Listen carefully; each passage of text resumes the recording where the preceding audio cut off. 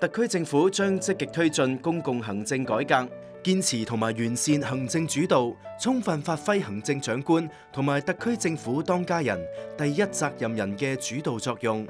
以良政善治為目標，深化公共行政改革，強化宏觀統籌，建設廉潔、高效、有為嘅現代服務型政府，全面提升統籌協調能力，形成上下貫通、左右協同嘅治理格局，推進公共部門職能架構重整，建立對重大政策舉措執行落實督辦機制，深入推進電子政務建設，加快建設高效安全嘅數字基礎設施，改革公務人員管理制度，打造實幹為民嘅公務員團隊，增進政府同社會良性互動，構建科學系統嘅市民意見處理機制，完善基層治理體系，積極推動社團參與社會治理，加強廉政審計監督，完善公共資產監督管理。